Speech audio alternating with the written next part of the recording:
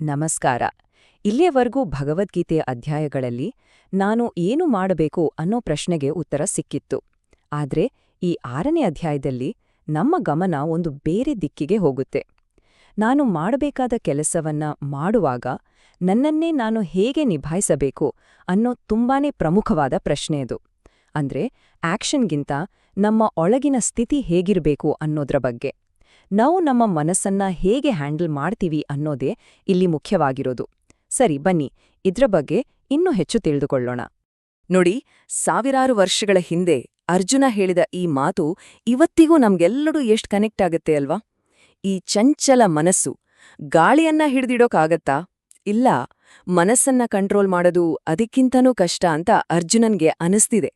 ಈ ಹೋರಾಟ ಏನಿದೆ, ಇದು ಇವತ್ತಿನ ನಮ್ಮ ಸ್ಟ್ರೆಸ್, ಓವರ್ ಥಿಂಕಿಂಗ್, ಫೋಕಸ್ ಇಲ್ದಿರೋದು ಎಲ್ಲದಕ್ಕೂ ಇದೇ ಮೂಲ ಕಾರಣ. ಹಾಗಾದ್ರೆ ಈ ಸದಾ ಓಡುತ್ತಲೇ ಇರುವ ಮನಸ್ಸು ನಮ್ಮ ಶತ್ರುನಾ? ಗೀತೆ ಇದಕ್ಕೆ ಒಂದು ಅಚ್ಚರಿಯ ಉತ್ತರ ಕೊಡುತ್ತೆ. ಮನಸ್ಸು ಕೇವಲ ಒಂದು ಪವರ್ಫುಲ್ ಟೂಲ್ ಅಷ್ಟೇ, ಒಂದು ಚಾಕು ಇದ್ಹಾಗೆ. ಅದನ್ನ ನಾವು ಹೇಗೆ ಬಳಸ್ತೀವಿ ಅನ್ನೋದ್ರ ಮೇಲೆ ಎಲ್ಲನೂ ನಿಂತಿದೆ.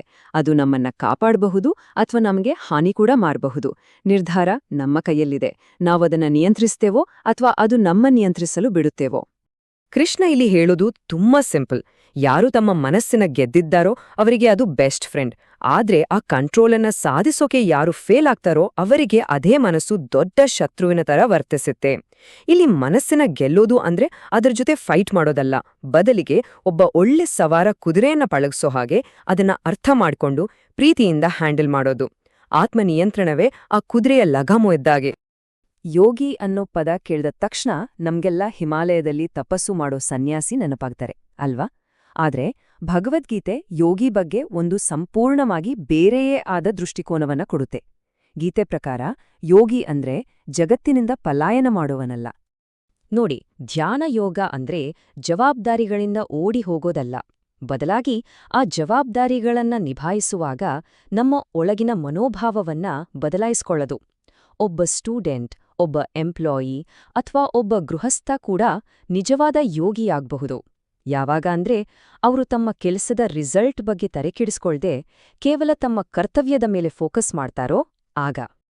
ಹಾಗಾದ್ರೆ ಮನ್ಸಿನ ಮೇಲೆ ಹಿಡಿತ ಸಾಧಿಸೋಕೆ ಮೊದಲ ಹೆಜ್ಜೆ ಯಾವುದು?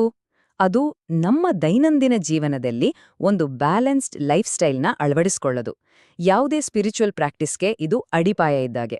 ಸ್ಪಿರಿಚುವಲ್ ಜರ್ನಿ ಹೊಟ್ಟೆಯಿಂದಲೇ ಶುರುವಾಗುತ್ತೆ ಅಂತ ಗೀತೆ ಹೇಳುತ್ತೆ. ಅತಿಯಾಗಿ ತಿಂದ್ರೆ ದೇಹಕ್ಕೆ ಜಡತ್ವ ಬರುತ್ತೆ, ಮನಸ್ಸಿಗೆ ನಿದ್ದೆ ಆವರಿಸುತ್ತೆ. ತುಂಬಾನೇ ಕಮ್ಮಿ ತಿಂದ್ರೆ ಧ್ಯಾನ ಮಾಡೋಕೆ ಶಕ್ತಿನೇ ಇರಲ್ಲ.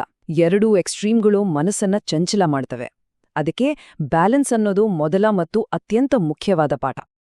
ಈ 4 ಅಂಶಗಳು ಅಂದ್ರೆ ಆಹಾರ, ವಿಹಾರ, ಕೆಲಸ ಮತ್ತು ನಿದ್ರೆ, ಇವು ನಮ್ಮ ಜೀವನದ ಪಿಲ್ಲರ್ಗಳಿದ್ದ ಹಾಗೆ. ಇದ್ರಲ್ಲಿ ಒಂದು ಹೆಚ್ಚು ಕಮ್ಮಿ ಆದ್ರೂ ಅದರ ಎಫೆಕ್ಟ್ ಉಳಿದವುಗಳ ಮೇಲೆ ಬೀಳುತ್ತೆ. ಯೋಚನೆ ಮಾಡಿ ನೋಡಿ, ಓವರ್ ಟೈಮ್ ಕೆಲಸ ಮಾಡಿದ್ರೆ ಸರಿಯಾದ ಟೈಮ್ಗೆ ಊಟ ಮಾಡೋಕ್ಕಾಗಲ್ಲ, ನಿದ್ದೆನೂ ಹಾಳಾಗತ್ತೆ. ಈ ಚೈನ್ನ ನಾವ್ ಸರಿ ಮಾಡ್ಕೊಂಡ್ರೆ ಯೋಗ ಅನ್ನೋದು ನಮ್ಮ ನೋವನ್ನ ಕಡಿಮೆ ಮಾಡುವ ಒಂದು ಅದ್ಭುತ ಟೂಲ್ ಆಗತ್ತೆ.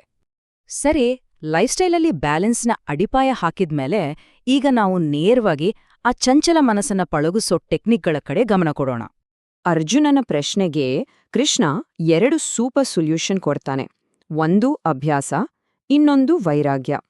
ಅಭ್ಯಾಸ ಅಂದ್ರೆ ಮನಸ್ಸು ಎಲ್ಲೆಲ್ಲೋ ಓಡಿಕೋದಾಗೆಲ್ಲ ಅದನ್ನ ಮತ್ತೆ ಮತ್ತೆ ತುಂಬಾನೇ ತಾಳ್ಮೆಯಿಂದ ವಾಪಸ್ ಕರ್ಕೊಂಡ್ಬರೋದು. ವೈರಾಗ್ಯ ಅಂದ್ರೆ ಸಿಂಪಲ್ ಆಗಿ ಹೇಳೋದಾದ್ರೆ ಈ ಹೊರಗಿನ ಸುಖಗಳಿಂದ ನಮ್ಮನ್ನ ನಾವು ಸ್ವಲ್ಪ ದೂರ ಇಟ್ಕೊಳ್ಳೋದು. ಇವೆರಡೂ ಒಂದೇ ನಾಣ್ಯದ 2 ಮುಖಗಳಿದ್ದಾಗೆ, ಒಟ್ಟಿಗೆ ಇರಬೇಕು. ನೋಡಿ, ಗೀತೆ ಧ್ಯಾನದ ಬಗ್ಗೆ ಎಷ್ಟು ಸರಳ ಮತ್ತು ಪ್ರಾಕ್ಟಿಕಲ್ ಆದ ಸಲಹೆಗಳನ್ನ ಕೊಡುತ್ತೆ. ಇದಕ್ಕಾಗಿ ಯಾವುದೇ ಕಾಂಪ್ಲೆಕ್ಸ್ ಆದ ಆಚರಣೆಗಳ ಅವಶ್ಯಕತೆ ಇಲ್ಲ. ಕೇವಲ ಒಂದು ಶಾಂತವಾದ ಜಾಗ, ನೇರವಾದ ದೇಹಸ್ಥಿತಿ ಮತ್ತು ಸ್ಥಿರವಾದ ದೃಷ್ಟಿ. ಇಲ್ಲಿ ಮುಖ್ಯವಾಗಿರೋದು ಹೊರಗಿನ ಆಡಂಬರವಲ್ಲ, ಒಳಗಿನ ಸ್ಥಿರತೆ. ಧ್ಯಾನ ಮಾಡ್ಬೇಕಾದ್ರೆ ಮನಸ್ಸು ಅಲ್ದಾಡೋದು ತುಂಬಾ ಕಾಮನ್. ಅದು ಫೇಲ್ಯೂರ್ ಅಂತ ಅನ್ಕೋಬಾರ್ದು, ಅದು ಮನಸ್ಸಿನ ಸ್ವಭಾವ. ನಿಜವಾದ ಪ್ರಾಕ್ಟೀಸ್ ಅಂದ್ರೆ ಏನ್ ಗೊತ್ತಾ? ಮನಸ್ಸು ಎಲ್ಲೋ ಹೋಯ್ತು ಅಂತ ಗೊತ್ತಾದ ತಕ್ಷಣ ಅದನ್ನ ನಿಧಾನವಾಗಿ, ಯಾವುದೇ ಕಿರಿಕಿರಿ ಇಲ್ದೆ ವಾಪಸ್ ತರೋದು. ಪ್ರತಿ ಸಲ ಹೀಗೆ ಮಾಡೋದೇ ಒಂದು ಸಾಧನೆ. ಇಂಥ ಒಂದು ಶಿಸ್ತುಬದ್ಧವಾದ ಅಭ್ಯಾಸದಿಂದ ಸಾಧಕನು ತಲುಪುವ ಸ್ಥಿತಿ ಹೇಗಿರುತ್ತೆ? ಗೀತೆ ಅದರ ಒಂದು ಸುಂದರವಾದ ಚಿತ್ರಣವನ್ನ ಕೊಡುತ್ತೆ. ಮನಸ್ಸನ್ನ ಗೆದ್ದಾಗ ಸಿಗೋ ಸ್ಥಿತಿ ಇದು. ಹೊರಗಿನ ಜಗತ್ತಿನಲ್ಲಿ ಎಷ್ಟೇ ಬಿರುಗಾಳಿ ಎದ್ರೂ ಒಳಗೊಂದು ಪ್ರಶಾಂತ ಸಾಗರವಿದ್ದ ಹಾಗೆ. ಸುಖ ದುಃಖ ಚಳಿ ಬಿಸಿ ಮಾನ ಅಪಮಾನಗಳ ಅಲೆಗಳು ಬಂದು ಹೋಗ್ತವೆ. ಆದ್ರೆ ಆ ಯೋಗಿಯ ಒಳಗಿನ ಸ್ಥಿರತೆಯನ್ನ ಕಡಡೋಕೆ ಸಾಧ್ಯವಾಗೋದಿಲ್ಲ.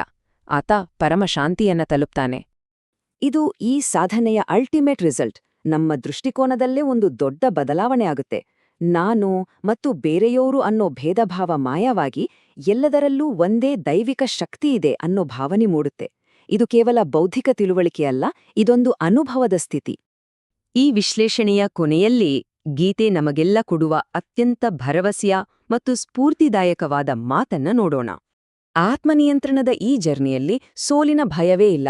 ಈ ಜನ್ಮದಲ್ಲಿ ನಮ್ಮ ಗುರಿ ಪೂರ್ತಿಯಾಗಿ ತಲುಪದಿದ್ರೂ ನಾವು ಮಾಡಿದ ಸಾಧನೆ ವೇಸ್ಟ್ ಆಗಲ್ಲ. ಅದು ನಮ್ಮ ಮುಂದಿನ ಪ್ರಯಾಣಕ್ಕೆ ಒಂದು ಫೌಂಡೇಶನ್ ಆಗತ್ತೆ. ಅದಕ್ಕೆ ಯಾವುದೇ ಹಿಂಜರಿಕೆಯಿಲ್ಲದೆ ಒಂದು ಸಣ್ಣ ಹೆಜ್ಜೆಯನ್ನಾದ್ರೂ ಇಡೋಕೆ ಗೀತೆ ನಮ್ಮನ್ನ ಪ್ರೇರೇಪಿಸುತ್ತೆ. ಈ ವಿಶ್ಲೇಷಣೆಯಿಂದ ನಮ್ಮ ಜೀವನದಲ್ಲಿ ಮನಸ್ಸಿನ ಶಾಂತಿಗಾಗಿ ಈ ಬೋಧನೆಗಳನ್ನು ಹೇಗೆ ಅಳವಡಿಸಿಕೊಳ್ಬಹುದು ಅಂತ ಯೋಚಿಸೋಕೆ ಈ ಪ್ರಶ್ನೆ ಒಂದು ಅವಕಾಶ. ಬಹುಶಃ ಅದು ನಮ್ಮ ಆಹಾರದ ಕ್ರಮದಲ್ಲಿ ಒಂದು ಸಣ್ಣ ಬದಲಾವಣೆಯಾಗಿರ್ಬೋದು, ಅಥವಾ ದಿನಕ್ಕೆ 5 ನಿಮಿಷ ಮೌನವಾಗಿ ಕೂರುವುದಾಗಿರ್ಬೋದು. ಆ ಮೊದಲ ಹೆಜ್ಜೆ ಯಾವುದು ಅನ್ನೋದನ್ನ ಪ್ರತಿಯೊಬ್ಬರು ತಮಗೇ ತಾವೇ ನಿರ್ಧರಿಸಬೇಕು.